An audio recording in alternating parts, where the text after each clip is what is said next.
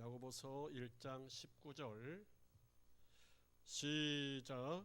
내 사랑하는 형제들아 너희가 알지니 사람마다 듣기는 속히 하고 말하기는 더디하며 성내기도 더디하라. 아멘. 그리고 갈라디아서 5장 26절 함께 읽겠습니다. 시작. 헛된 영광을 구하여 서로 노엽게 하거나 서로 투기하지 말지니라. 아멘. 오늘 소통의 기술인 경청과 공감의 주제를 가지고 우리에게 강의해 주실 교수님을 소개하겠습니다. 기독교 상담학 박사님이시고요. 사단법인 한국인격심리치료협회 대표로 현재 섬기고 계시고요. 칼빈대학교 의례교수, 국제신학대학원 대학교 의례교수, 총신대학교 평생교육원 강사님으로 열심히 활동하고 계시는 하나님의 사람 우리 김윤수 교수님, 이 시간 나오실 때 우리가 크게 할렐루야로 그렇게 환영하겠습니다. 우리 교수님 나오시겠습니다. 할렐루야.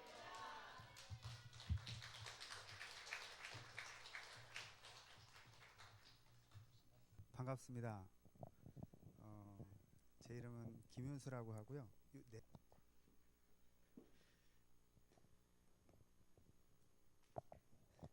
제가 목사기는 해요. 근데 강대상이 익숙하지 않은 목사라. 네.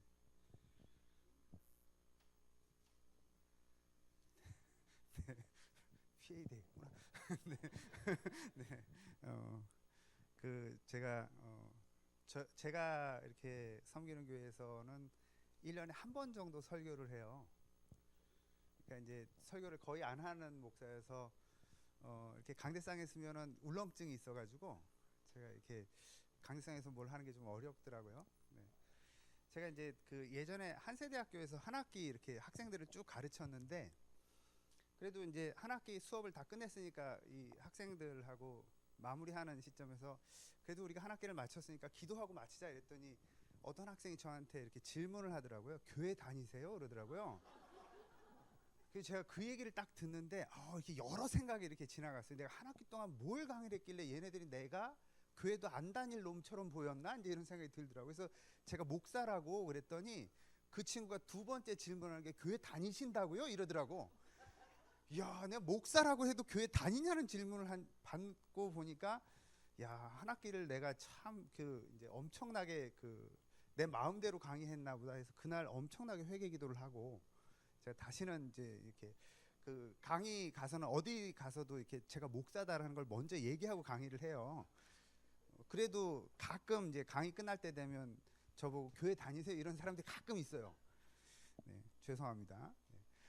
저희가 이제 오늘 이야기하려고 하는 것은 경청과 공감에 대해서 이제 이야기를 하려고 하는데 혹시 여러분이 이제 이게 이제 성경 말씀 저희가 읽었으니까 한 10년 전쯤 좀 많이 유행했던 이야기 중에 하나가 사오정 이야기가 있었어요. 이 사오정 이야기 이렇게 하시면 10년 전 유머를 아시는 분이고 이 사오정 이거 이제 이렇게 아주 신세대이신 거예요.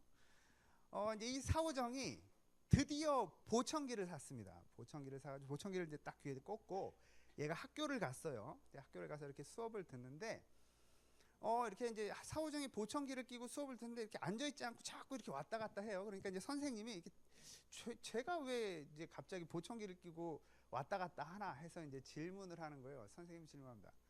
야, 사오정, 너 필기 안 하고 뭐 하냐? 그랬더니 이제 이 사오정이 대답하는 게 칠판이 안 보여서요. 이렇게 막 이러고 있는 거예요. 제대로 알아들은 거지, 그죠? 이제 보청기를 꼈으니까요.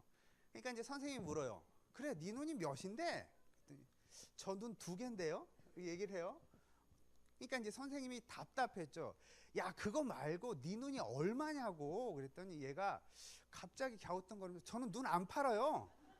제 눈은 소중하기 때문에 팔 수가 없어요. 이렇게 얘기를 한 거예요. 그랬더니 선생님이 막 열받아가지고 아니 그거 말고 네 눈이 얼마나 나쁘냐고 그랬더니 이제 사오정이 대답하는 게 제 눈은 좋고 나쁘고 그런 게 없는데요. 이렇게 얘기를 한 거예요. 보실 때 사오정이 더 답답할까요? 선생님이 더 답답할까요? 이건 선생님한테 투사가 되신 거예요. 선생님 마음이 이해가 되셔서 그런 거지 사오정 입장에서 생각을 해보세요. 사오정이 뭘 잘못했어? 이해가 안 되세요? 아니 사오정 입장에서 생각해보면 눈이 몇 개냐 그래서 2개입니다. 네 눈이 얼마냐 그랬더니 눈 안 팔아요. 저는 네 눈이 뭐가 얼마나 나빠요? 제 눈 그렇게 나쁜 짓 한 거 없어요. 이렇게 얘기를 한 것뿐인데 선생님은 답답해한단 말입니다. 그러니까 사실 우리가 누군가와 대화가 안 된다라고 하는 것은 여기서는 선생님이 주가 되니까 여러분이 이제 보실 때 야 선생님 얼마나 저런 학생이 있으면 미쳐버리겠다 이런 생각이 드시겠지만 사오정 입장에서는 사오정도 미치겠는 거예요. 그렇게 안 느껴지세요? 아니 만약에 이제 여러분이 선생님이 질문하는데 질문의 의도를 잘 이해를 못했으면 질문에 충실하게 대답을 했는데 자꾸 틀렸다고 얘기를 하는 거야 나한테. 그럼 얼마나 당황스러워요. 여기서는 선생님도 사오정도 둘 다 속 터지는 거예요. 왜? 소통이 안 돼서 그렇다는 겁니다. 현대 심리학자들이 한국 가정의 대화 모습을 이렇게 한 그림으로 묘사를 했어요. 보시면 우리나라의 많은 가정이 이렇게 대화를 한다는 거예요. 곰은 선글라스를 쓰고 있어요. 사람은 청소년은 이어폰을 듣고 있어요. 저 앉아 있는 건 원숭이에요. 원숭이는 봉투를 뒤집어 쓰고 있어요. 이렇게 셋이 앉아서 대화를 한다 그러면 대화가 되겠냐고. 대화가 될 리가 없겠죠. 그런데 한국의 가정이 현대 이런 모습을 갖고 있다는 거예요. 그 많이 경험하시잖아요. 왜 그 이렇게 청소년들이 등장하는 드라마 이런 거 보면 청소년들이 식탁에 올 때 꼭 들고 오는 거 하나 있죠? 네, 그렇죠. 핸드폰은 들고 와야 돼요.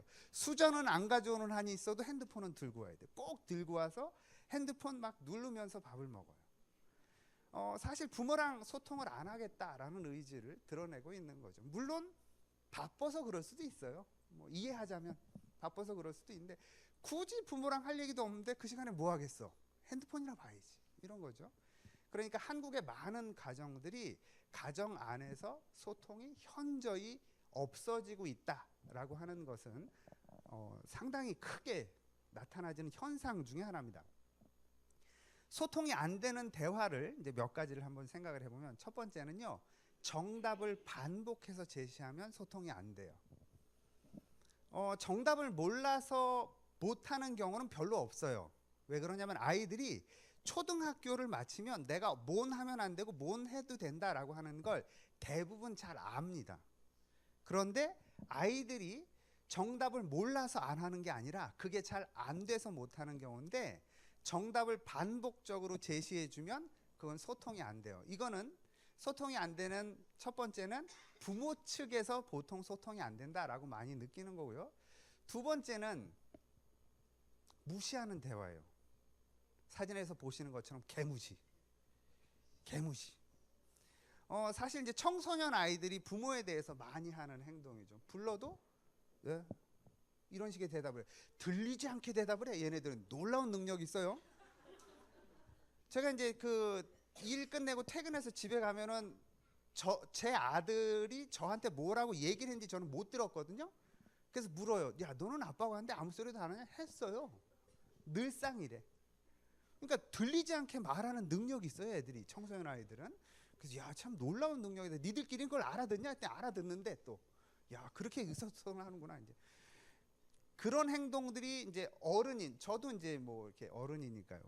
어른인 제 입장에서 보면 무시하는 행동으로 자꾸 보인다는 거죠. 저랑 소통을 안 하겠다. 나는 나한테 말 시키지 마세요. 이런 행동들을 자꾸 하는 그런 모습들이 무시하는 걸로 자꾸 느껴져서 마음에 어려움을 줍니다. 또 소통이 안 되는 많은 대화들은요. 이건 보통 부부간에 많이 나타나져요. 보시는 것처럼 판사 앞에 검사와 변호사가 앉아 있습니다. 서로 마주보고 앉죠. 이 소통이 안 되는 대표적인 게 각을 세웁니다. 예를 들어서 이런 거죠. 남편이 한마디 해. 그럼 아내가 그게 아니고 이렇게 나오기 시작한다는 거예요. 또 아내가 얘기해. 그건 틀렸어. 이렇게 나간다는 거예요. 그렇게 되면 대화가 안 됩니다. 각을 세우면 네가 생각하는 거 틀렸고 네가 말하는 거 틀렸어. 그게 내가 한 건 그거 아니니까 네 생각 바꿔. 이런 식의 각을 세우는 대화는 소통에 실패할 수밖에 없다는 겁니다. 이거는 싸우기 위해서는 효과적일 수 있어요.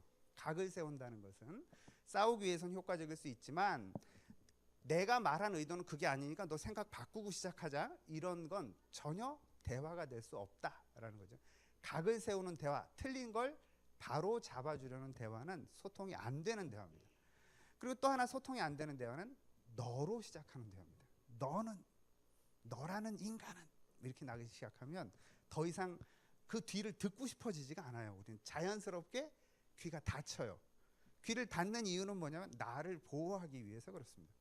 그 얘기 다 들어봐야 뭐 손해밖에 안 나는데 그 얘기를 왜 들어? 더 이상 안 듣는 거죠. 그래서 소통이 될 수가 없다 이렇게 이야기를 합니다. 그 다음에 또 하나 소통이 안 되는 대화 대표적인 게 평가하는 대화입니다. 상대가 말한 걸 평가를 해요. 아니면 상대 행동을 평가해요. 너는 게을러서. 이건 전형적인 평가입니다. 너는 아주 뭐 못돼서. 이런 건 대단히 평가적인 대화죠. 그게 아니라 너는 늦게 일어나서. 이건 사실이에요. 계획된 것보다 늦게 일어난 건 사실이지만 그걸 게으르다라고 말을 하는 건 이미 평가라는 거예요. 평가를 하기 시작하면 우리는 듣고 싶어지지가 않습니다. 그 다음은 왜 그러냐면 늦게 일어난 건 내가 인정이 되는데 그렇다고 해서 나를 게으르다라고 말을 하는 건 내가 인정할 수 없다는 거예요. 단지 늦게 일어났는데 왜 게으르다 그래? 이런 거죠. 그러니까 평가하는 대화를 하기 시작하면 대화가 안 돼요. 심리학자들이 연구를 해봤더니 대화에 있어서 대단히 위험한 대화가 있다는 거예요. 우리가 앞에서 지금까지 얘기한 거는 소통이 안 돼서 속 터지긴 하지만 위험하지는 않아요. 그런데 심리학자들의 연구에 의하면 이런 식의 대화 방식을 사용해서 자녀를 양육하면 어떤 심리학자는 100% 심리학자들의 동의는 아닙니다. 어떤 심리학자는 그 자녀가 정신분열이 된다. 요즘 많이 TV에서 나오는 조현병 많이 나오잖아요. TV에. 그죠? 정신분열증 환자. 정신분열 환자가 될 수 있다라고 말을 하는 대화가 있어요. 이게 어떤 대화냐면 혹시 개콘 보시나요? 네, 몇몇 분을 제외하고는 안 보시는구나. 네, 말씀과 기도에 전념하시느라 개콘을 안 보시는 걸로. 네. 그 이제 꽤 오래 전에 나왔던 개콘 프로 중에 이런 프로가 있었어요. 뭐냐면 남녀가 이렇게 등장을 해서 보시는 것처럼 여자가 남자애한테 묻는 거예요. 이 옷이 더 이뻐? 이 옷이 더 이뻐? 이렇게 딱 물어요. 그러면 이 남자가 갑자기 긴장을 하기 시작해. 왜 긴장을 하냐면 왼쪽이 더 이쁘다 그러면 뭐라고 그러고 오른쪽이 더 이쁘다 그러면 또 뭐라고 그러거든. 그러니까 이제 얘가 짱구를 굴리는 거야. 이렇게 막 굴려서 어떻게 해야 잔소리를 안 들을 수 있을 만한 그런 얘기를 할 수 있을까? 그래서 만약에 왼쪽이 더 이뻐 그러면 내가 이렇게 야시시한 옷을 좋아하는 사람으로 보여? 뭐 이렇게 나온다든지 아니면 오른쪽이 더 이뻐 그러면 내가 이렇게 구린 옷이 좋아 보여? 뭐 이렇게 어울리는 사람이 이렇게 나와. 그러면 되게 어렵잖아요. 그러니까 둘 다 어울려 이렇게 얘기를 해버린 거야. 그럼 나를 이렇게 소비를 많이 하는 사람으로 보여? 이렇게 어떻게 대답해도 오케이가 안 돼. 개콘을 못 보신 분들은 지금 제가 무슨 얘기를 하는지 이해를 못 하시는데 개콘을 봐야 되는데 어쨌든 이렇게 얘기하면 이랬다고 뭐라 그러고 저렇게 얘기하면 이렇게 했다고 뭐라 그러는 이걸 이중 구속 언어 이렇게 얘기를 합니다. 이렇게도 뭐라 그래 저렇게도 뭐라 그래 이러는 거예요. 그러니까 예를 들어서 이런 거지. 만약에 제가 제 아들한테 야 너 이번 시험 왜 이렇게 못 봤어? 그랬더니 뭐 이렇게 얘기해. 어디 아빠가 얘기하는데 말대답이야? 이렇게 얘기를 하면 그 이제 말 대답했다고 혼나는 거죠? 그럼 얘가 그걸 알고 대답을 안 해. 어디서 아빠가 질문하는데 대답도 안 해? 이러면 어떻게 하라는 거야 얘는? 어떻게 해야 안 혼나요? 이런 경우엔 대답을 조그맣게 해야 되나요? 아니면 어떻게 해야 돼 얘가? 어떻게 해도 안 혼날 수 있는 방법이 없다는 거예요. 얘는 그렇죠? 대답하면 대답한다고 어디서 어른한테 말대답해 이러고 대답 안 하면 어디서 어른한테 말대답이냐고 혼내고 이러면 얘는 어떻게 할 수 있는 방법이 없다는 겁니다. 그걸 이중 구속 언어 이렇게 불러요. 그러니까 샌드위치 신세가 되는 거예요. 이래도 혼나고 저래도 혼나. 그럼 어떻게 하라고? 그래서 이렇게 아이를 키우면 분열이 된대요. 정신분열이 된다. 이런 연구 결과도 있습니다. 그러니까 이제 그 정도까지는 안 하지만 왜 우리가 이제 부모들이 자녀를 이렇게 때리면서 막 울지 말라 그래. 때리지를 말든지 울도록 놔두든지 둘 중에 하나를 허락해 줘야 된다는 거예요. 왜 그러냐면 얘 맞아서 아픈데 울지도 못하게 하면 어떡하라고 도대체 얘는. 그렇잖아요. 하나를 안 하면 얘가 안 할 수가 있는데 때리면서 울지 말라고 그러는 건 너무 가혹하다는 거예요. 이것도 못하고 저것도 못하게 하는 거라는 거죠. 그러니까 우리가 대화를 할 때 상대방이 옴짝달싹 못하게 자꾸 대화하는 방식은 별로 좋은 대화 방식은 아닙니다. 이 사람이 자유롭게 표현할 수 있도록 해주는 거. 이건 그래서 제가 표현한 것처럼 위험한 대화예요. 이렇게 대화하면 위험한 대화다라고 보시면 됩니다. 우리가 일반적으로 대화가 잘 된다라고 이야기를 할 때는 뭘 대화가 잘 된다라고 이야기를 하냐면 내가 말한 의미가 전달이 돼요. 그래서 듣는 사람이 그 말한 의미를 알아듣고, 이거는 기본이에요. 알아듣는 거에 끝나는 게 아니고 이건 기본이고, 그러고 나서 두 번째 있는 것처럼 감정이 연결이 돼야 돼요. 그래서 사실은 핵심은 뒤에 있는 겁니다. 이해가 되냐 안 되냐 이게 핵심이 아니고, 이해는 기본이고요. 이해를 통해서 감정이 통해야 대화가 잘 되는 거예요. 아무리 이해가 잘 돼도 우리는 거기서 멈추면 대화가 잘 됐다, 소통이 시원하다 이런 마음을 못 갖습니다. 이해를 충분히 했어? 그래서 마음도 통했어. 그래야 우리는 대화가 잘 된다. 이렇게 이해를 한다는 겁니다. 그러기 위해서 우리는 일반적으로 이렇게 대화를 하다 보면 가족들이 특별히 가까운 사이에서 이렇게 막 비판을 하거나 막 비난하는 표현들을 자주 사용을 해요. 도대체 왜 그러냐는 거죠. 이걸 이제 쭉 살펴보면 사실은 고통의 표현입니다. 비난하는 말은 나 못되라고 이렇게 막 그 후벼 파는 말을 하는 것 같은데, 그 마음 밑면에, 그 마음 이면에, 마음 깊은 곳에는 대화가 안 된 답답함을 고통스럽게 표현하는 게 비난하는 표현으로 나오더라라는 거예요. 그런데 이 비난하는 말이 왜 나오냐면 내가 원하는 게 좌절이 됐어. 관계에서 내가 원하는 게 좌절이 되고, 또한 내가 원하는 게 채워지지 않아서 결핍이 됐어요. 그런 고통을 비난하는 방식으로 표현하더라는 거예요. 참 희한하죠. 왜 내가 좌절이 됐고 내 결핍이 채워지지 않았으면 나 이게 좀 아파, 내지는 나 이렇게 좀 해줬으면 좋겠어, 이렇게 이쁘게 말하면 참 좋잖아요. 안 그래? 이쁘게 말하면 좋잖아요. 상대방이 들어주기 얼마나 좋아요. 내가 이쁘게 말하면 나 이것 좀 줬으면 좋겠는데 왜 안 주니? 이렇게 얘기하면 그래도 좀 들어줄만 하잖아요. 근데 넌 이렇게 못돼가지고 인간이 말이야 욕심이 많아가지고 하나도 안 주고 이렇게 나오면 주고 싶겠냐고. 그런데 우리는 상대방에게 이쁘게 말할 말이 잘 안 되더라는 거예요. 그걸 보면 우리가 원죄가 있는 건 맞는 것 같아요. 사람들이 대부분의 경우 내가 원함이 있거나 좌절이 됐거나 내가 고통스러우면 상대방에게 고통을 주고 싶어 하지, 내가 고통스럽다는 걸 이쁘게 말을 잘 안 하더라는 겁니다. 그래서 우리가 이제 물론 항상 그럴 수 있는 건 아니지만 컨디션 좋을 때는 얘가 나를 비난하면, 자녀든 배우자든 이 사람이 나를 비난하는 건 나 못되게, 나 아프게 하려고 그러는 게 아니라 자기 아픈 걸 호소하는 거구나, 이렇게 들을 수 있으면, 그렇게 들을 수 있으면 이 사람의 아픔이 느껴져요, 사실은. 근데 그러려고 하면 우리가 돌을 닦아야 돼요.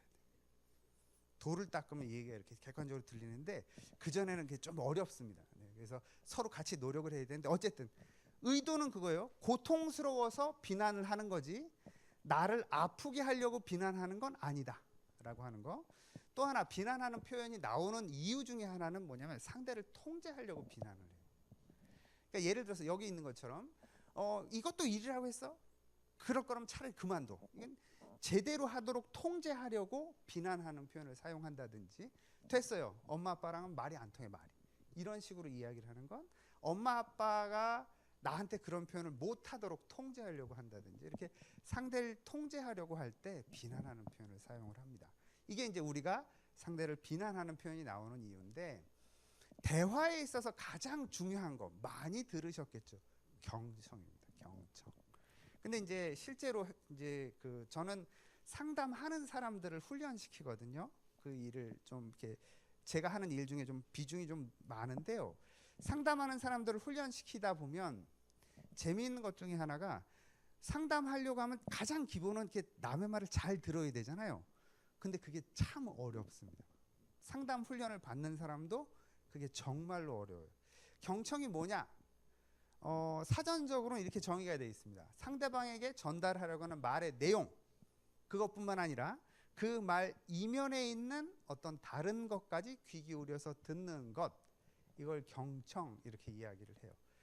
근데 경청이 참 어렵죠. 대화에 있어서는 경청이 참 어렵습니다. 경청이 잘 안 되는 이유, 심리학자들이 보면 실제로 우리가 상대방의 말을 잘 들으려고 할 때 경청이 잘 안 되는 첫 번째 이유는 이 사람 말 끝나면 내가 무슨 말을 할지를 자꾸 생각을 해요. 특별히 언쟁이 있을 땐 주로 이렇게 돼요. 상대방의 말을 이해하려고 하는 게 아니라 받아치려고. 내가 요 말 뒤에 뭐라고 얘기를 해야 이 사람이 내 생각을, 내가 이제 지는 게 아니라 이기는 게 될 수 있을까? 그래서 이제 내가 무슨 말을 할까 이렇게 해서 자꾸 내가 말할 준비를 하는 게 많습니다. 두 번째, 이 사람이 얘기하는 걸 판단해. 저거 틀렸고 저거 아니고 이렇게 추려내기 위해서 내가 이제 자꾸 생각을 하기 때문에 경청이 잘 안 되더라. 그다음에 세 번째로는 많은 가족 안에서 일어나는 게, 특별히 부부 안에서 많이 일어나는데 첫 마디 들으면 무슨 말이 나올지 다 알아요. 더 이상 들을 필요가 없어. 너는 이러면 아 이게 뭐 나오겠구나. 이제 그다음에 귀 닫아 이렇게. 더 이상 안 듣는다는 겁니다. 우리는 이제 상대방의 말을 추측해요. 아 이 상황에서 요 말이 나온 건 이 얘기를 하려고 그래. 이렇게 딱 추측이 돼. 돈 없다는 얘기구나. 이제 이렇게 딱 추측이 돼. 그래서 이제 뒷말이 더 이상 안 들리는 이런 것들이 있다는 거죠. 그다음에 네 번째로 감정이 동요가 됩니다. 감정이 동요가 된다는 건 뭐냐면 이런 거예요. 가까운 사이일수록 예를 들어서 전혀 남 얘기를 하면은 덜한데요. 예를 들어서 이런 거죠. 제가 제 아내랑 저에 대해서 아내가 저 얘기를 하는 걸 가만히 듣고 있으면 이게 제가 오래 듣기가 힘들어요. 무슨 얘기를 하든지 간에. 그래서 만약에 제가 이제 그 어디서 강의하는 거에 대해서 제 아내가 당신 어디서 강의할 때 내가 들어보니까 이렇게 얘기를 시작하잖아요. 그럼 그걸 듣고 있는 게 힘들어요. 감정적으로 우리는 이렇게 막 이렇게 울렁울렁하게 돼 있습니다. 그래서 내 얘기를 할 때 듣기가 어려워요. 지금 제가 강의하는 거 듣는 거 어렵지 않으시잖아요. 그건 뭐냐면 내 얘기가 아니라 그래요. 지금까지 내 얘기가 한마디도 안 나와서 그러니까 별로 듣는 게 어려워. 아, 뭐 저 사람 저러는구나 이제 이렇게 들으시면 되는데 이제 내 얘기랑 딱 결부가 되면 듣기가 어려워요. 이렇게 막 감정이 이렇게 울렁울렁 돼요. 그래서 우리는 경청을 하다 보면 감정적으로 동요되게 돼 있습니다. 그래서 경청이 잘 안 된다요. 경청이 안 되는 또 다른 이유를 봤더니 앞에서 얘기한 것처럼 얘기를 들으면요 심장이 빨리 뛰게 돼 있습니다. 그걸 얼마나 열심히 듣느냐에 따라 달라요. 열심히 가만히 한 5분 이상 듣고 있으면요 실제로 심장이 빨리 뛰어요. 말하고 싶어서 뭐라고 내가 이제 얘기하고 싶어서 심장이 빨리 뛰어요. 그런 걸 많이 느끼실 겁니다. 두 번째로 경청이 또 안 되는 또 다른 이유는 뭐냐면 우리는 말을 아무리 빨리 해도 1분에 125단어 이상을 할 수가 없대요. 그래서 왜 그 요즘 랩하는 애들 있잖아요. TV에서 랩하는 애들 뭐 그렇게 말을 빨리 해요. 노래를 이렇게 야 저 입이 저렇게 돌아가는구나 싶을 정도로 막 빨리 하잖아요. 걔네들이 아무리 말을 빨리 해도 1분에 125단어를 넘어갈 수 없대요. 근데 우리 귀는 1분에 600단어에서 많이 빨리 듣는 사람들은 800단어까지 듣는답니다. 안 그럴 것 같아요? 실제로 그렇대요. 근데 왜 녹음해서 이 속도를 빨리 해보면 대충 알아듣거든요. 우리는 그 속도를 빨리 해도 대충 알아들어요. 말하는 건 125단어를 말하는데 듣는 건 600단어를 듣는다는 말은 뭐냐면 쉬어도 된다는 얘기예요. 듣다가 125단어밖에 말을 하는데 600단어를 들으실 수 있는데 그러면 중간에 뭐 하겠어요? 잠깐 딴 데 갔다 오지. 지금 여러분 다 딴 데 갔다 왔잖아요. 지금 안 그래요? 계속 여기 계셨어요?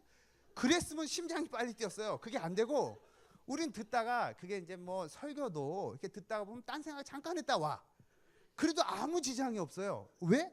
아무리 말을 빨리 해도 125단어 이상을 할 수가 없거든. 우리는 그 125단어를 능가해서 들을 수 있기 때문에 그 짬짬이 잠깐 딴 생각하고 뭐 이래도 아무 지장이 없어. 그래서 경청이 안 된다는 거예요. 그리고 또 하나 우리는 듣는 훈련이 잘 안 돼 있습니다. 물론 기독교 신자들은 설교 말씀을 정기적으로 듣기 때문에 상대적으로 듣는 훈련이 좀 더 돼 있기는 해요. 그런데 이렇게 그 보통 학교에서 읽기 쓰기 위주로 하지 말을 경청해서 상대방과 소통하는 거 요즘 조금 훈련을 하더라고요. 토론하는 훈련을. 제 아들이 중학교 3학년이거든요. 그래서 봤더니 이제 제가 제 아들 이렇게 하는 걸 봤더니 요즘 들어서 학교에서 뭐 무슨 주제로 찬반 해가지고 토론시키고 이런 수업들을 한대요. 그러니까 요즘 조금 토론하는 수업을 해서 토론하려면 잘 들어야 이제 대답을 하니까 이런 것들을 하지. 사실 뭐 우리 학교 다닐 때만 해도 뭐 토론하는 거 누구 말을 잘 들어서 뭘 한다 이런 거 있었나요? 그런 거 거의 없었습니다. 말을 한다, 우리가 대화를 한다 그러면 말을 얼마나 조리 있게 잘하냐로 평가를 했지 잘 듣냐로 평가하지는 않았기 때문에 그렇다는 거예요. 그래서 우리는 경청이 어렵습니다. 다양하게 어려워요. 그런데 또 하나가 있어요. 뭐냐면 이건 이제 뭐 들어보신 분도 있으시겠습니다만 미국의 메러비안이라고 하는 학자가 우리가 의사소통하는 걸 연구를 해봤더니 의사소통에 있어서 우리는 내가 누구랑 대화한다 그러면 무슨 말을 할까를 고민하시잖아요. 그냥 하고 보지 뭐 이렇게 생각하시는 분 계세요? 거의 없어요. 내가 뭐라고 말을 해서 이 사람을 설득할까? 혹은 내가 뭐라고 말을 해야 대화가 잘 될까? 이런 생각들을 합니다. 그런데 메러비안의 연구에 따르면 실제로 우리가 하는 말의 내용, 제가 지금 여러분에게 쭉 말씀드리는 거를 글로 쓴다면 그게 말의 내용에 해당이 되는 거예요. 요 말의 내용은 의사소통에 있어서 실제 7% 정도밖에 안 된대요. 말의 내용이 차지하는 비율, 의사소통에 있어서 말의 내용이 차지하는 비율은 7%고요.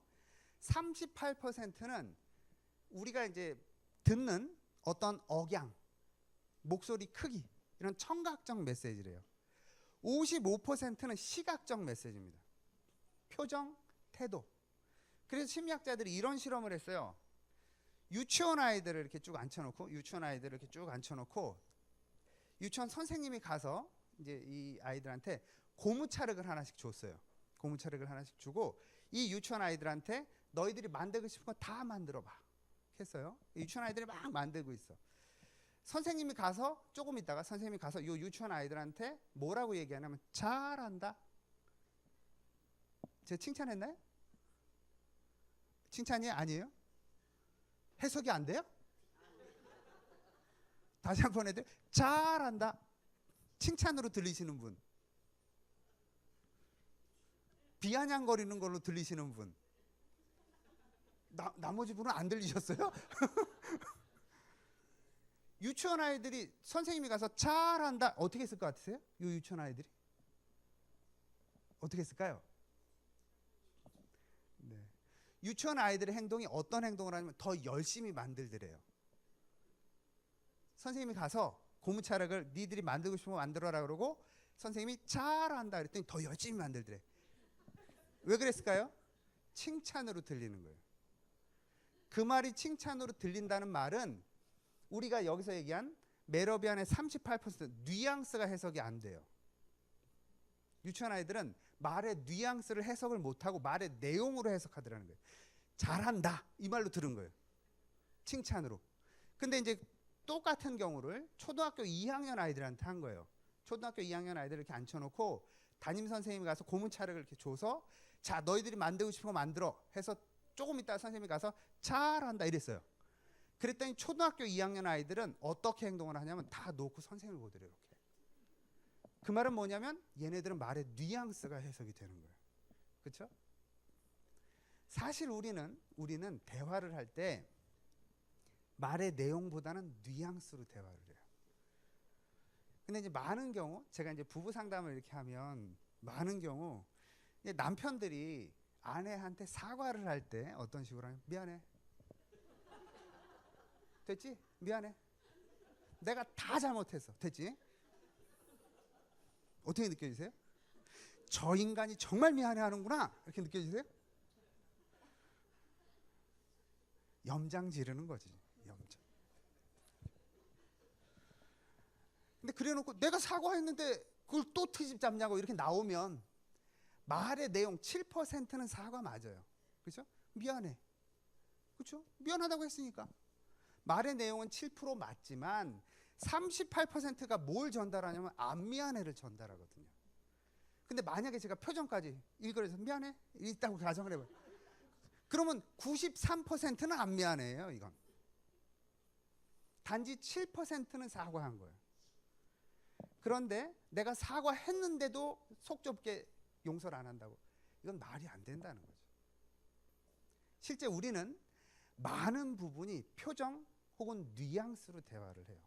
근데 혹시 여러분 누군가와 대화를 할 때 내가 어떤 뉘앙스로 얘기하나 이걸 고민한다든지, 내가 지금 표정을 어떤 표정을 짓고 있지 이런 고민해 보시나요? 사실 우리는 그러기는 어렵습니다. 말의 내용에 자꾸 신경을 쓰지 뉘앙스에 자꾸 신경을 안 써요. 제가 이제 아까 말씀드렸지, 중3짜리 아들이 있는데, 이 중3짜리 아들이 저한테 어느 날 한번 이런 얘기를 하더라고요. 아버지, 저 기분 나쁘니까 사과 좀 해주세요 그러더라고. 제가 정말 열받아가지고 싫다 그랬어요. 똑같이 뭐 그러니까 싸우는 건데, 난 사과할 마음이 없다. 도저히 사과를 할 수가 없다. 잘못한 게 없는데 지 열받는다고 저보고 사과를 한 거래요. 그럼 마음대로 하세요 이러더라고, 제 아들이. 그래서 제가 불렀어요. 야, 넌 아빠한테 어떻게 마음대로 하라, 그렇게 말이 되냐. 그랬더니 그게 그렇게 나쁜 말이네요 저한테. 그 마음대로 하세요 이렇게 해놓고 그게 나쁜 말이냐. 그래서 야, 그렇게 말을 하면 아빠 그 권위를 건드리는 것처럼 자꾸 들려. 그랬더니 제 아들이 하는 말이 그러려는 의도는 없었대요. 그게 그렇게 들렸다면 자기가 의도한 게 아니래. 근데 표정이 눈을 똑바로 뜨고 이러는 거예요. 제가 그러려는 의도가 있는 게 아니고 그렇게 들렸으면 그거는 잘못 전달이 된 거 이렇게 얘기하는데 눈을 똑바로 뜨고 얘기를 해요 저한테. 그러니까 이게 55%가 55%에게 대들겠다는 걸로 자꾸 해석이 되잖아요. 저는 말만 들으면 이쁘잖아요. 중3 아들이 어떻게 이렇게 얘기해요? 안 그래요? 그 집 애들은 다 착한가? 근데 하여간에 말만 들으면 얘가 아주 합리적으로 말을 했어요 저한테. 그리고 그 말만 들으면 그럴 수 있겠구나가 이해가 되는데, 눈을 똑바로 뜨고 이렇게 저를 쳐다보면서 얘기를 하니까 이게 자꾸 이렇게 시비 거는 걸로 저는 해석이 돼요. 그래가지고 제가 제 아들한테, 야, 네가 아무리 의도가 그렇지 않아도 눈을 똑바로 뜨고, 이제 나도 구시대 사람이니까 눈을 똑바로 뜨고 이렇게 얘기하면은 시비 거는 걸로 들려. 그랬더니 제 아들이 그럼 어떻게 하라고요? 그러더라고. 눈을 깔어. 눈을 깔어. 눈을 깔어. 이게 아래 보고 얘기해, 아래 보고. 이거 어렵더라고요. 그러니까 이제 제 아들이, 제가 나중에 이해가 되는 게 뭐냐면, 자기가 그러려고 하는 게 아니지만 자기 감정이 잘 조절이 안 되고 자기가 이런 태도, 이런 행동을 했을 때 아빠한테 어떤 게 전달이 되는지를 잘 모르니까 그냥 자기 나름대로는 합리적으로 한다고 하는데, 제가 볼 때는 이게 건방진 거지 자꾸. 저도 되게 권위주의적인 사람이거든요. 그러니까 이게 쉽게 넘어가지가 않더라고요. 그래서 나중에 눈을 깔어 이렇게 이제 해서 눈 깔기로 저희는 그렇게 합의를 봤는데, 그래서 그 다음부터는 좀 아래 보고 얘기해, 의식적으로 아래 보고 얘기하더라고요 이렇게. 그러니까 좀 나아요. 진짜로 이렇게 눈 동그랗게 뜨고 얘기하면 이게 대드는 건가, 이게 자꾸 해석이 돼가지고 눈을 깔았더니 좀 낫기는 해요. 그러니까 이제 이게 참 어려운 건데, 실제로 우리가 누구한테 얘기할 때 내가 어떤 표정을 짓고 있는지 어떤 뉘앙스로 말을 하는지 잘 모르잖아요. 학자들이 연구해 보니까요, 왜 지금 저도 제가 이렇게 쭉 말을 하면 제 말이 들리는 것 같아요. 말씀하시면서 이렇게 말소리가 들리잖아요. 내가 말하는 게 들리잖아요. 그런데 그건 들리는 게 아니라 울리는 거래요. 울려서 울림이 전달받는 거지 내 목소리가 이렇게 나가서 들리는 건 아니래요. 그걸 단적으로 알 수 있는 게, 목소리 녹음해서 내가 들으면 자연스러우세요? 이상하잖아요. 막 간지럽고 어색해. 그렇지 않아요? 내 목소리 아닌 것 같잖아요. 실제 내 목소리가 들리는 게 아니라 이게 울려서 요 귀로 전달되기 때문에 나는 정확하게 내 말의 뉘앙스를 해석을 못한대요 실제로. 그리고 당연히 내 눈은 여기 있으니까 이렇게 튀어나와서 내 표정을 못 보잖아요. 그러니까 우리는 누군가와 대화를 할 때 93%는 잘 모른다는 거예요. 그래서 조심해야 된다는 거예요. 왜 그러냐면 그 93%의 영향을 크게 미치는 건 뭐냐면 감정이에요. 말의 내용은 내가 생각해서 조절이 돼요. 내가 무슨 말을 하고, 그 다음에 무슨 말을 하고, 그 그 다음에 무슨 말을 해야 되겠다. 이게 생각해서 조절이 되는데요. 내 감정은 내가 생각하지 않은 상태에서 93%를 전달을 해요. 미안해. 이런 식으로. 그러니까 내 표정과 내 뉘앙스로 내 감정이 상대방에게 나가버리기 때문에 정말로 미안한 감정이 내 안에 없으면 상대방은 내가 미안하지 않은 감정을 갖는 걸 읽어버리더라는 거죠. 그러니까 사실 의사소통에 있어서 대단히 중요한 건 뭐냐면 내 감정을 얼마나 잘 조절하냐라는 겁니다. 내 감정이 조절돼서 내 조절된 감정과 함께 내 의사가 전달이 되면, 예를 들어서 이런 거죠. 제가 만약에 제 아내한테 정말 잘못해놓고 제가 미안한 표정을 짓고 미안한 목소리로 정말 미안해. 내가 그러려고 한 게 아닌데 실수로 그랬나 봐. 네가 정말 속상했겠다. 미안하다. 내가 정말 잘못했어. 그렇게 얘기를 했다면 들을 때 그래도 좀 감정이 줄어들 거 아닙니까? 화난 마음이 좀 줄어들잖아요. 그죠? 근데 이제 내가 단지 미안하다는 말만 하고 사과를 받으라고 강요하는 건 상당히 어리석은 대화 방식이다라는 겁니다.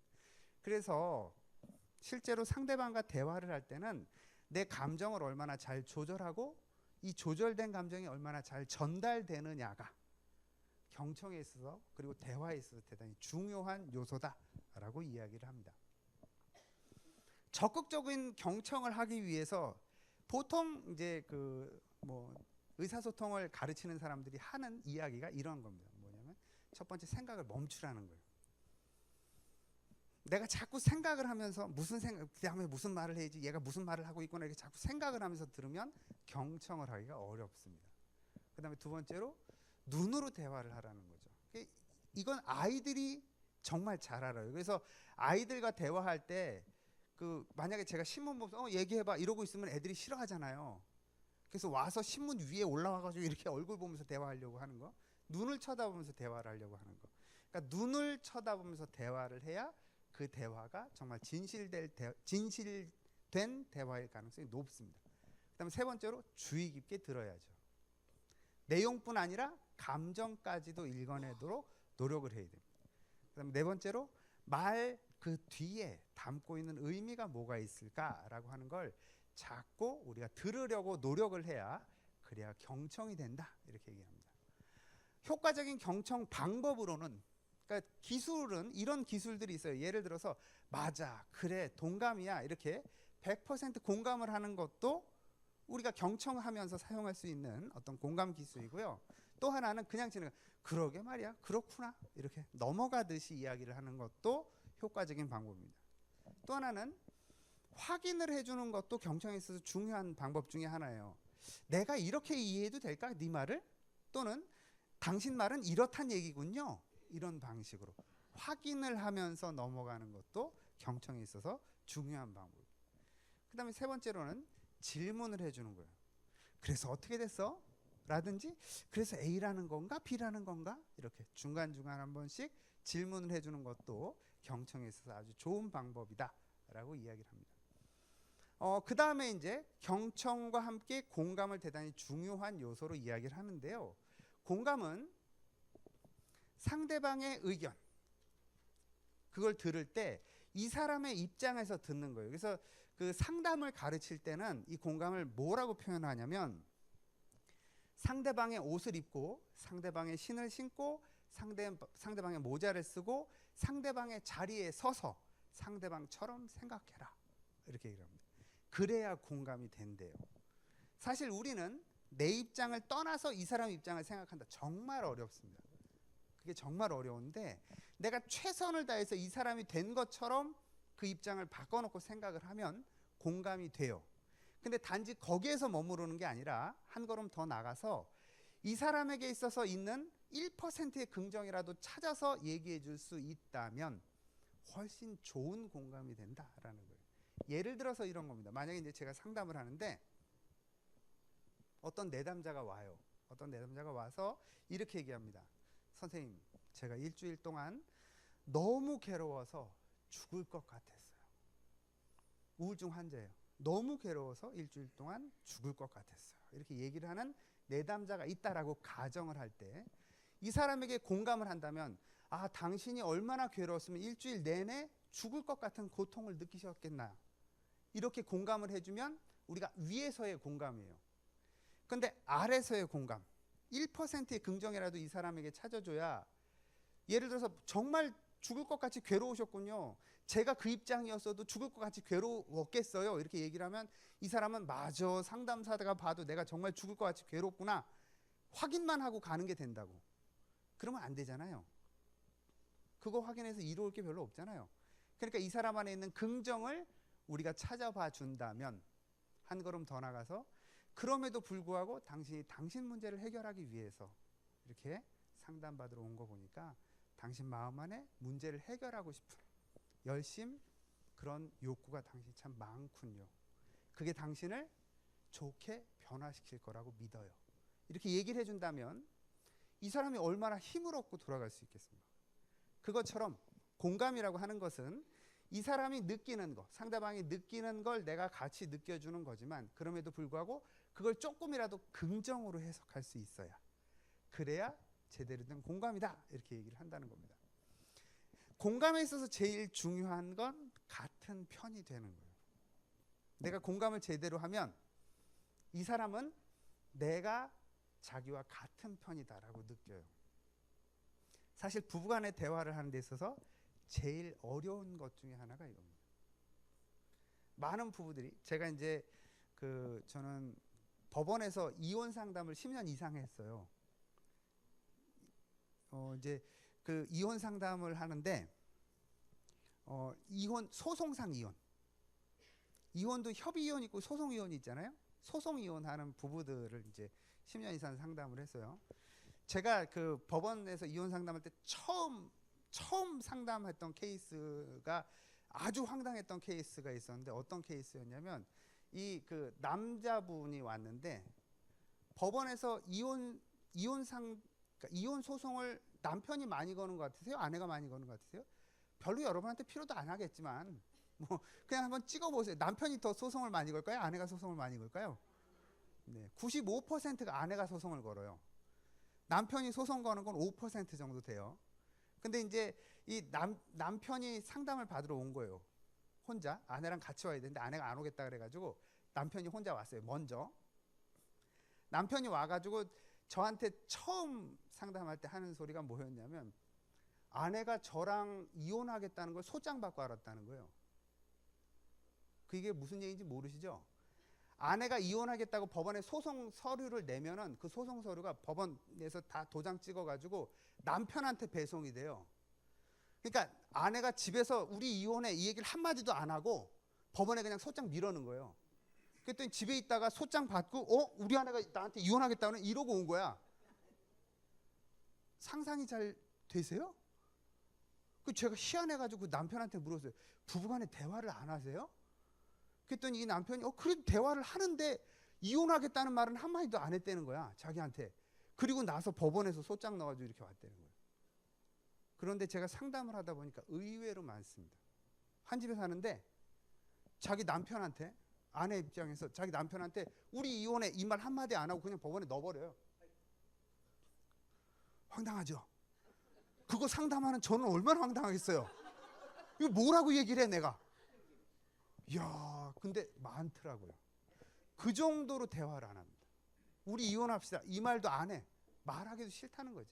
나중에 아내가 와서 이제 상담을 하는데 자기가 많이 했대요. 자기가 많이 했는데 귀등으로도 안 됐더래. 귀등으로도 안 들어서 도저히 안 되겠어서 서류를 넣은 거래.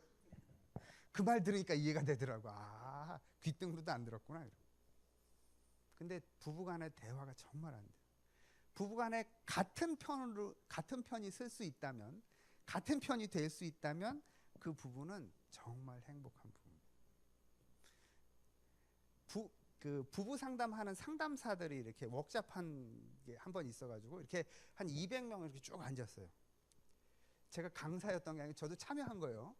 부부 상담사 200명 정도가 이렇게 앉아가지고 저도 이렇게 앉아서 딱 듣는데 어떤 강사가 나와가지고 이런 얘기를 하더라고요. 참 공감이 돼서 이제 드리는 말씀인데, 그분은 뭐라고 얘기를 하냐면, 그분은 부부 상담만 한 30년 이상 하신 분이에요.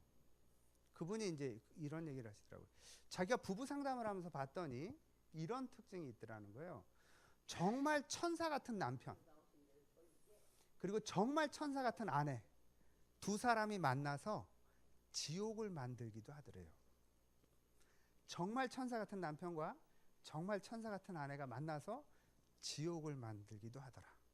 근데 참 희한하게도 정말 악마 같은 남편과 정말 악마 같은 아내가 만나서 천국을 만들기도 하더라. 부부는 희한하더라. 이런 얘기를 하더라고요. 많이 경험하시잖아요? 아는 친구 중에 남자 괜찮어. 근데 잘은 모르지만 그 아내 참 괜찮은 것 같아. 근데 둘은 정말 이런 왼수가 없어. 이런 왼수가. 우린 전생을 얘기 안 하지만 이게 전생이 있다고 믿었으면 전생에 뭐라도 있었을 것 같아. 막 그런 마음이 드는 그런 부부 있잖아요. 근데 정말 정말 아닌 남편과 정말 아닌 아내가 만났는데 둘은 알콩달콩해. 막 그런 부부도 있어요. 부부는 그래서 그분이 얘기하는 게 뭐냐, 부부는 제일 중요한 게 뭐냐, 같은 편이어야 된다는 거예요. 상대가 되기 시작하면, 마주보기 시작하면 안 된다는 거예요. 같은 편이 돼야 부부는 내가 얼마나 훌륭하냐, 아내가 얼마나 훌륭하냐 상관없이 부부는 같은 편이 돼야 그래야 행복하다는 겁니다. 그래야 천국이 될 수 있다. 이렇게 얘기를 하더라고요. 공감은 같은 편이 돼주는 거예요. 상대방과 내가 같은 편이다라는 걸 확인시켜주는 게 공감에서 제일 중요한 요소다. 공감의 방법은 이건 뭐 우리가 이제 앞에서 얘기한 것들이 좀 종합된 거죠. 상대방이 언어적으로 비언어적으로 표현된 내용에 집중해서 듣는 겁니다. 그리고 쉬운 말로 대화를 해줘야 돼요. 공감을 너무 어렵게 하면 이게 공감이 안 돼요. 뭐 막 복잡해져요. 그래서 안 된다. 세 번째, 목소리 톤을 맞춰줘야 된다는 거예요. 이 상대방이 우울해서 얘기하는데 나만 신나가지고 얘기하면 안 된다는 거예요. 이렇게 우울하면 나도 좀 우울한 척하면서 이렇게 목소리 톤을 낮춰서 같은 편이니까 같은 편이 돼서 얘기를 해줘야 된다. 그다음에 네 번째로, 표정이라든지 뭔가 변화됐을 때 민감하게 읽어줘라. 그래야 공감이 된다. 이렇게 얘기를 하고요. 다섯 번째, 속마음을 알아내기 위해서 주의를 기울여야 된다. 이렇게 얘기를 합니다. 대화는요, 심리학자들이 얘기하는 대화는 총 5단계로 구성이 되어 있대요. 첫 번째 단계, 1단계 대화는 뭐냐면 상투적인 표현입니다. 예를 들어서 뭐 이제 우리가 슈퍼에 가서, 슈퍼에 여러 번 가니까 슈퍼 아저씨를 알아. 그러면 뭐 그냥 쌩 까고 물건 사기가 좀 그렇잖아요. 안녕하세요 그냥 얘기하잖아요. 쌩 까세요? 이렇게 인사는 하잖아요. 안녕하세요 이렇게 인사하잖아요. 그죠? 근데 안녕하세요 그런데 그 아저씨 갑자기 손을 잡더니 내가 어제 무슨 일이 있었냐면 이러세요? 그렇게는 안 해요. 우리는. 왜 그러냐면 그 관계는 상투적인 관계거든. 안녕한지가 궁금한 게 아니고 그냥 예의상 인사를 하는 관계. 이걸 이제 상투적인 관계 이렇게 얘기를 해요. 더 이상 기대도 안 해요. 딱 거기까지만 기대를 하죠. 그 다음에 그것보다 한 단계 높아지면 두 번째 단계는 뭐냐면 정보를 주고받는 단계. 오늘 비 오나요? 오늘 황사가 어느 정도 된대요? 이런 거. 그 정보를 주고받아요. 여기서 제일 가까운 역은 어딘가요? 이런 거. 버스 정류장 어디로 가나요? 이런 건 우리가 정보를 주고받는 관계죠. 여기까지는 뭐 이렇게 깊은 관계가 안 됩니다. 근데 세 번째 단계 관계는 의견을 주고받는 거예요. 어디가 제일 맛있어요? 저 사람 어떻게 생각을 하세요? 이 회사 어떤가요? 이런 거. 이런 건 의견을 주고받는 단계예요. 그런데 남성들은 주로 3단계 대화를 좋아해요. 그래서 어디 뭐 이렇게 이제 뭐 우리한테 해당되는 얘기는 아니지만 사람들이 뭐 술집에 가서 침 튀기면서 얘기하는 거 전부 3단계 대화예요. 어느 야구팀이 좋다는 둥, 뭐 어느 정치인이 어떻다는 둥, 막 이렇게 침 튀기면서 얘기하는 거 전부 3단계 대화 얘기를 합니다. 남성들은 3단계 대화를 하면서 3단계 대화, 의견이 일치하면 같은 편이라고 생각을 해요. 예를 들어서 내가 야구팀 A팀 응원하는데 얘도 A팀 응원해. 그럼 같은 편이야 우리 갑자기. 그게 돼요. 남성들은 의견이 일치하면 같은 편이에요. 그게 공감이 되는 거예요. 남성들은 의견을 중요하게 생각을 하기 때문에 그렇습니다. 근데 이제 여성들은 좀 다르다는 거예요. 여성들은 4단계 대화를 한대요. 그래서 여성들은 감정을 주로 나눠요. 내 감정이 어때? 이러니까 내가 참 슬퍼. 이러니까 내가 행복해? 이건 어떻게 느껴져? 이런 대화를 한다는 거예요. 그래서 여성들은 감정이 일치가 되면 같은 편이 되는 거예요. 여성들은. 그러니까 남성과 여성은 사실은 채널이 달라요. 예를 들자면 이런 거죠. 우리가 무전기를 쓰는데 남성은 3번 채널 쓰고 아내는 4번 채널 쓰고 계속 얘기하고 있는 거야. 대화가 안 되겠죠. 그러면 생각을 해보세요. 남편과 아내가, 남편은 3번 채널 쓰고 아내는 4번 채널 쓰면 어떻게 대화를 해야 돼요? 어떻게 하면 좋을까요? 억울하시겠지만 여성분들에게 사실은 여성이 좀 수준을 낮춰서, 이런 남성들이 너무 열받나? 여성들이 수준을 좀 낮춰서 3단계 대화를 먼저 해줘야 된다는 겁니다. 3단계 대화를 먼저 하고, 그래서 대화 수준을 좀 끌어올려서 4단계 대화까지 가야 된다라고 이야기를 합니다. 왜 그러냐면 남성들은 4단계 대화를 잘 못해요. 고개는 끄덕이시는데 제 말의 의미를 잘 이해를 못하실 거예요 아마. 제가 이제 왜 그렇게 생각이 되냐면, 제가 상담을 하는 사람이잖아요. 제가 상담한데 얘기 안 했어요? 제가 상담을 하고 상담을 가르치잖아요. 그러니까 사람들 이렇게 대화를 하면서 그 사람 감정을 잘 읽어내요. 웬만한 여성들보다 감정을 빨리 캐치합니다. 진짜로. 별로 안 믿어지시나 봐요.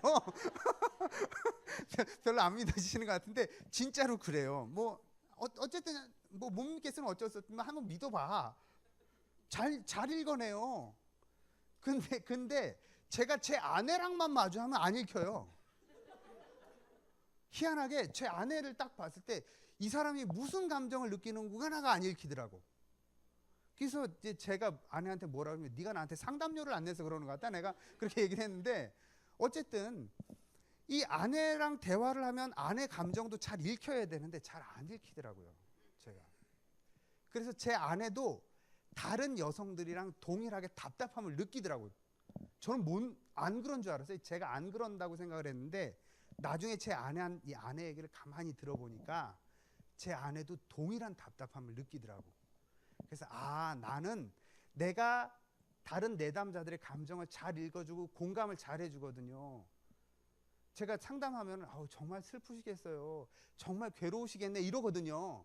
그러니까 얼마나 감정을 잘 읽어주는 것 같아요. 근데 제 아내는 그 말을 안 하고 있더라고. 제가 안 되더라고요. 안 되더라고요.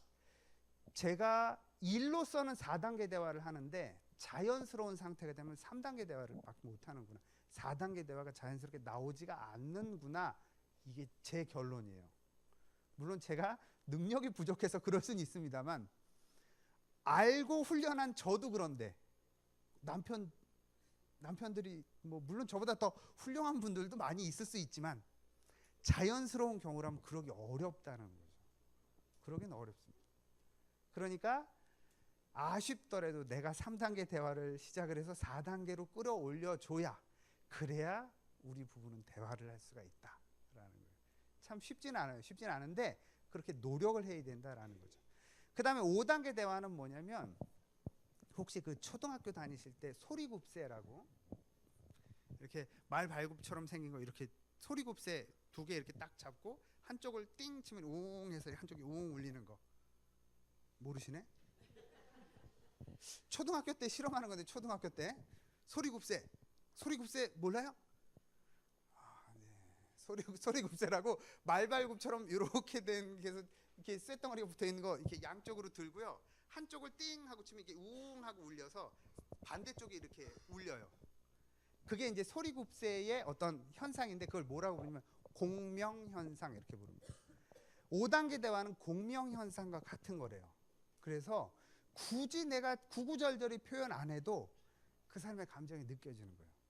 그 사람의 마음이 전달이 돼. 이게 5단계 대화다, 이렇게 얘기를 합니다. 근데 5단계 대화는 어렵대요.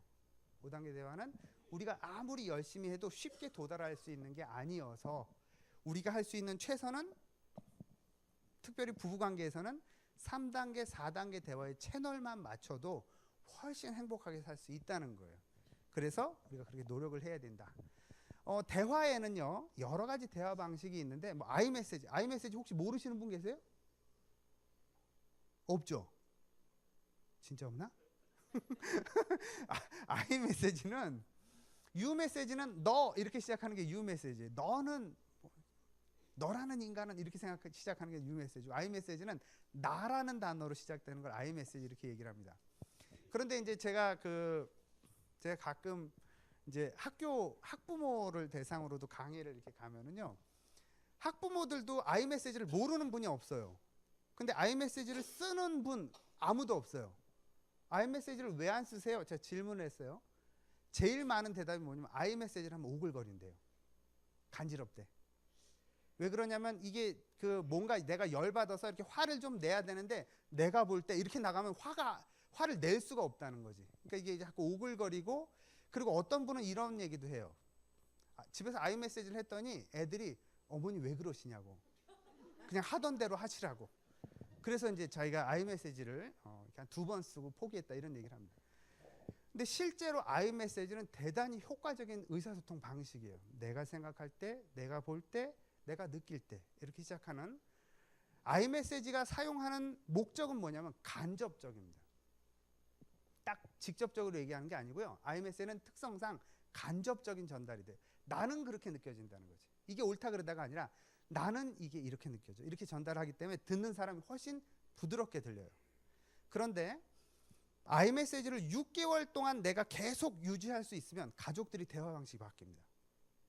진짜로 그래요. 만약에 여러분들이 오늘부터 I 메시지를 딱 썼는데 6개월 안에 안 바뀌면 저한테 오세요. 제가 AS 해드릴게요. 제가 장담을 하건데 6개월 I 메시지 내가 유지했는데 우리 가족이 안 바뀌어. 그럼 오세요. 제가 개인 상담료가 좀 돼요. 근데 무료로 상담해 드릴게요. AS를. 한번 해보세요. 6개월 했는데도 가족이 안 바뀐다. 그러지 않습니다. 내가 I 메시지를 6개월만 유지할 수 있으면 가족이 대화하는 방식이 바뀌어요. 그래서 공격적이지 않게 표현이 되더라는 거예요. 대표적인 I 메시지는 이런 거죠. U 메시지 보시면 왜 만날 그 모양이니? 그러면 내가 기대하기에는 네가 예전보다 좀 잘나졌으면 좋겠어. 화내는 것처럼 안 느껴지잖아요. 너무 간지럽지. 이 인간아, 네가 좀 달라져야지. 왜 이따위로 살고 있어? 이렇게 해야 좀 속 시원할 것 같은데 내가 볼 때, 내가 느낄 때 네가 좀 달라졌으면 좋겠어. 이러면 얼마나 간지럽습니까? 그런데 왜 이솝우화에도 나오듯이 나그네 옷을 벗기는 건 센 바람이 벗기는 게 아니라 따뜻한 햇빛이 벗기더라는 거예요. 실제로 내가 아무리 세게 얘기해서 이 사람을 바꾸려고, 태도를 바꾸려고 더 세게 얘기하면 더 세게 얘기할 만큼 이 사람은 더 세게 방어를 하더라는 거예요. 더 세게 귀를 닫더라는 거죠. 그래서 소통이 안 된다는 겁니다. 내 말을 듣게 만들 수 있는 좋은 방법은 조용히 부드럽게 얘기하는 거예요. 그러면 와서 듣더라는 거예요. 그러니까 아이메시지 방식으로 바꾸는 거 대단히 효과적입니다. 6개월에서 안 되면 진짜로 오세요. 제가 책임질 테니까. AS 해드릴 테니까. 그 다음에 또 다른 대화 방식으로 많이 이야기하는 게 3가지예요. 반영하기, 인정하기, 공감하기. 이런 대화 방식인데 예를 들어서 이런 겁니다. 반영하기, 인정하기, 공감하기는 예를 들어서 이런 거예요. 어떤 자녀가 엄마한테 얘기하는 거죠. 엄마, 시험 끝나고 스마트폰 사준다고 약속하는 거 왜 약속을 안 지켜? 이렇게 얘기할 때 많은 엄마들이, 대부분의 엄마들이 하는 건 뭐냐면 어디서 엄마한테 큰 소리야? 받아치는 거지. 2번째, 시험을 그렇게 봐놓고 스마트폰 소리가 나오니 너는? 이렇게 나오는 거. 이제 공격을 하는 거죠. 말을 못 꺼내도록. 이거는 이제 이렇게 대화하면 대화가 안 되는 거예요. 어떤 대화가 가장 효과적인 대화냐면 네가 말하는 거는 시험 끝나면 내가 스마트폰 사주기로 약속하고 안 사줬단 말이지. 말이 그거니까요. 이거는 반영입니다. 그대로 얘기한 걸 그대로 반영해 주는 거예요. 비춰주는 거예요. 2번째, 인정하기. 만약에 애가 그래서 엄마는 맨날 약속 안 지키고 거짓말쟁이야 이렇게 얘기했을 때 대부분의 엄마들이 하는 소리가 네 마음대로 생각해라 뭐 이렇게 한다든지 아니면 넌 얼마나 약속을 잘 지켰다고 그런 소리를 하니 이렇게 나오는 건 대화가 안 되는 거죠. 인정하는 대화라는 것은 예를 들어서 이런 겁니다. 네 입장에서 생각해 보면 엄마가 거짓말쟁이처럼 느껴지겠다. 엄마가 널 무시한 것처럼 느껴질 수 있겠다. 너를 무시했다, 엄마가 거짓말했다가 아니라 네 입장에서 생각해 보면 그렇게 느껴지겠다는 거예요. 인정해 주는 거예요. 네 입장을 인정해 주는 거예요. 네 감정을 인정해 준다는 거지. 너 그 감정 틀렸어. 그 감정 갖지 마. 이렇게 되면 대화가 안 되기 때문에 그래, 그 입장에서 보면 그 감정이 느껴지겠어 라고 인정해 주는 대화를 한다는 거죠. 그래야 대화가 돼요. 그러고 나서 세 번째 마지막으로 공감하는 거죠. 내가 얼마나 기대했는데 속상해 죽겠어 얘기할 때 엄마가 속상할 것도 많다. 또는 알았어 미안해 다음에 시험 잘 보면 사줄게. 이런 거는 대화가 안 되는 대화인데, 예를 들어서 네 속상한 게 이해가 돼. 공감해 주는 거죠. 엄마가 빨리 약속을 못 지킨 건 미안해. 엄마랑 어떻게 할지 얘기해 볼까? 이런 방식으로 접근을 해야 대화가 되는, 그런 반영하기, 인정하기, 공감하기의 대화가 된다라는 거예요. 예를 들어서 이런 거예요. 이제 부부간에 얘기하는 겁니다. 아내가 얘기를 하는 거죠. 남편한테. 당신은 9시까지 들어오기로 약속해놓고 12시가 지나도록 들어오지 않았어. 이렇게 얘기했을 때 많은 남편들이 그래서 내 말은 더 이상 못 믿겠다는 거야?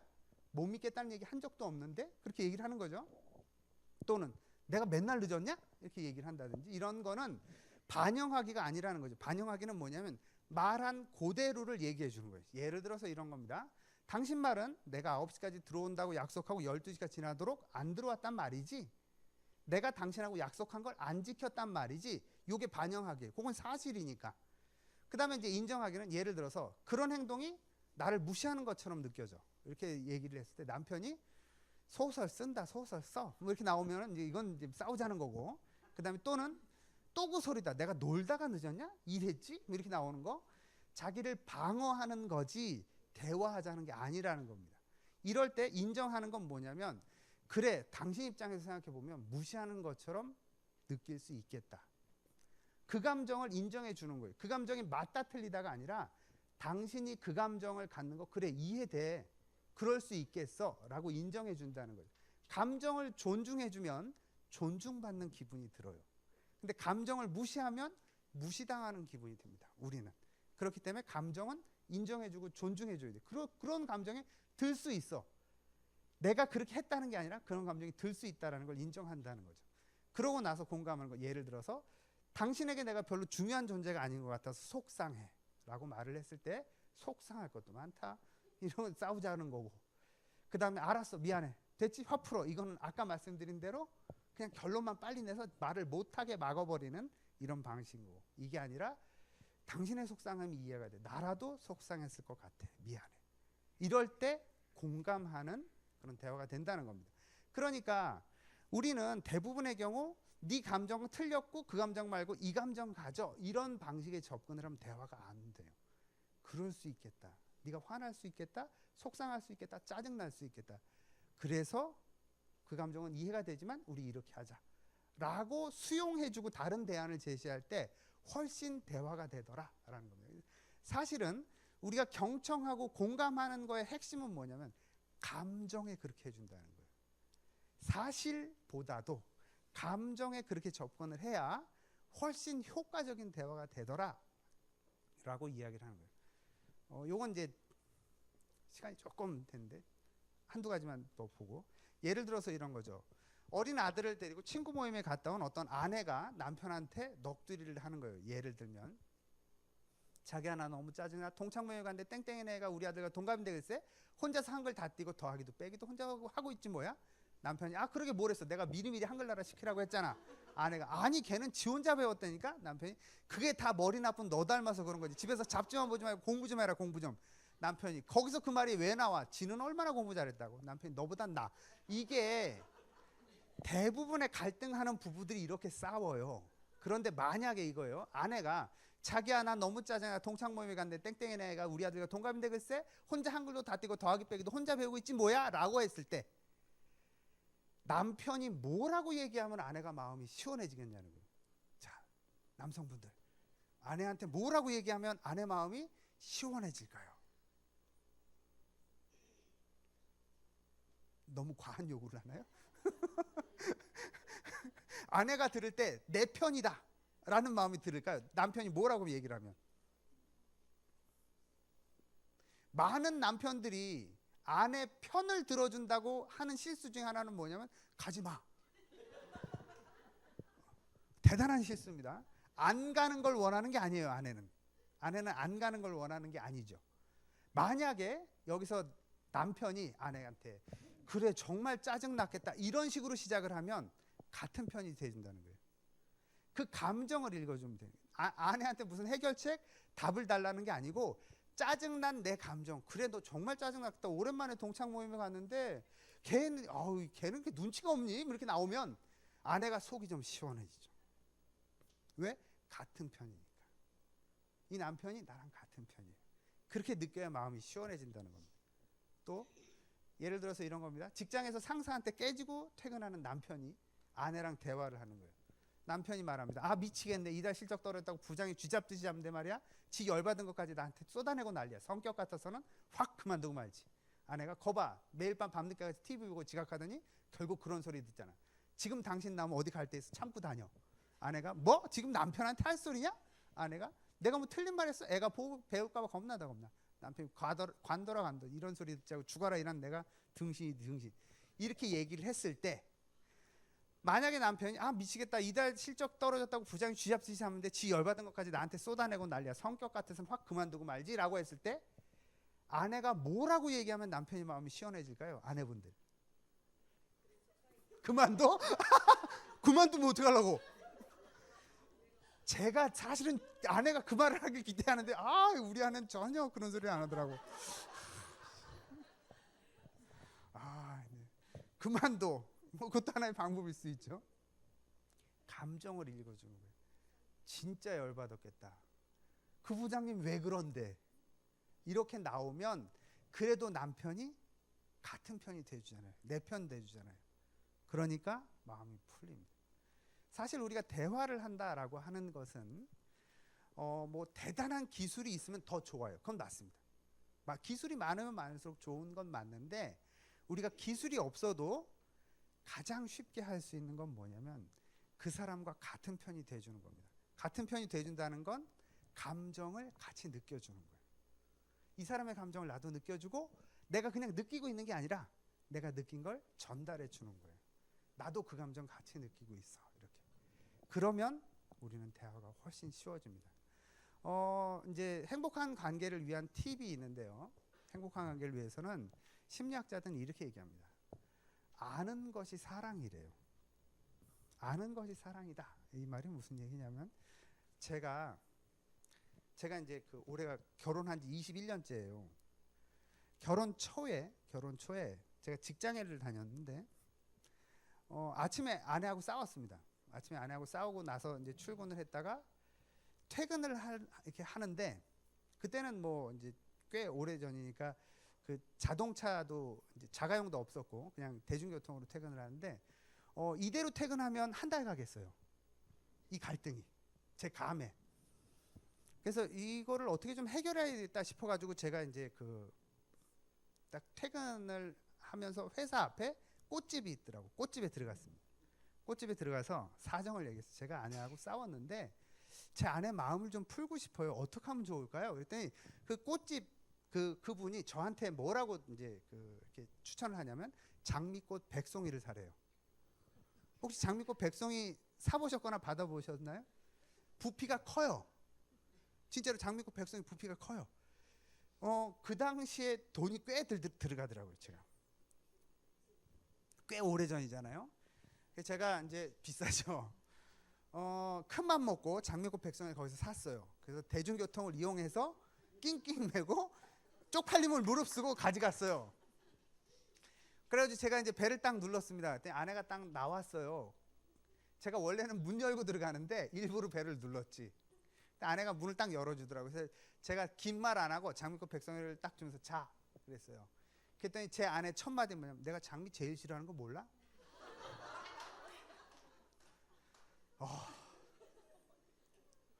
허무하더라고요. 허무한 게 아니라 화가 나더라고요. 화가 났는데 집에 들어가서 가만히 생각을 해봤어요. 제가 제 아내랑 데이트를 꽤 길게 했거든요. 얘기했었어 나한테. 데이트할 때 내가 이렇게 장미 한 송이씩 사주면 자기는 장미는 별로 안 좋아하고 그때는 장미 제일 싫어하는 거 이렇게 얘기 안 하고 자기는 장미 별로 안 좋아하고 무슨 꽃을 좋아한다고 했는데 그게 장미 백송이를 거절당하고 나서 생각이 나는 거 있죠. 아깝죠. 근데 한번 생각을 해보세요. 제가 만약에 제 아내랑 싸웠어요. 제 아내랑 싸우고 나서 집에 들어갈 때 제 아내가 즐겨 먹는 커피 브랜드에 가서 제 아내가 즐겨 먹는 커피를 사서 제 아내가 마시는 시럽만큼 딱 넣어가지고 그걸 딱 갖고 와서 여보 줬어. 그럼 만약에 아내분들 아침에 싸우고 나갔는데 남편이 내가 제일 좋아하는 브랜드의 제일 좋아하는 커피를 사서 딱 시럽도 내가 먹는 양만큼 넣어서 딱 먹은 걸 내가 받았을 때 기분이 어떨 것 같으세요? 그래도 이 인간이 내 생각은 하는구나 이런 생각이 들죠. 사랑은 지식이랍니다. 상대에 대해서 아는 만큼 사랑은 전달이 된다 이렇게 얘기를 합니다. 그러니까 상대가 뭘 좋아하고 상대가 뭘 싫어하는지를 내가 알아야 내가 내 사랑을 전달해 줄 수 있다라는 거예요.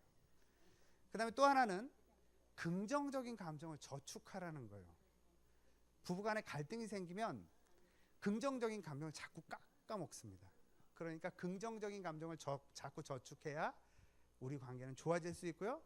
마지막으로 서로 용서해야 된다는 겁니다. 우리는 완벽할 수 있는 인간은 아무도 없기 때문에 서로 허물을 그리고 서로 잘못을 용서하는 관계가 정말 좋은 관계로 발전할 수 있다 이렇게 이야기합니다. 이건 별로 중요하지 않고 일본에서 키우는 물고기 중에 전복코이라고 하는 관상용 물고기가 있대요. 혹시 들어보신 분도 있겠습니다. 잉어과 물고기래요. 어항에서 키우면 손가락 2마디만큼 자란답니다. 넓은 연못에서 키우면 팔뚝만큼 자란대요. 지금까지 발견된 전복코이 중에 가장 큰 전복코이는 1m가 넘는 전복코이도 발견이 됐습니다. 어떤 건 손가락 2마디, 어떤 건 팔뚝, 어떤 건 1m가 넘게 자랍니다. 중요한 게 뭐냐? 환경입니다. 모든 사람은 우리 모두는 하나님으로부터 이 땅에 사명을 갖고 옵니다. 내 아내, 내 남편, 내 자녀는 나를 위해서 존재하는 그런 사람들이 아니고요. 하나님의 사명을 갖고 온 사람들이라는 겁니다. 하나님의 사명을 갖고 있는 이 사람들이 하나님이 부여하신 그 사명을 잘 감당할 수 있게 도와주는 게 아버지로서 어머니로서의 역할이다라는 거죠. 우리가 서로 하나님께서 내 배우자에게 그리고 내 자녀들에게 그리고 또는 내 부모님에게 주신 사명을 잘 감당할 수 있도록 서로 격려하며 도와줄 때 정말 우리는 다 1m가 넘는 전복코이만큼 사명을 감당하고 돌아갈 수 있을 거라고 믿습니다. 긴 시간 동안 들어주셔서 감사합니다. 감사합니다.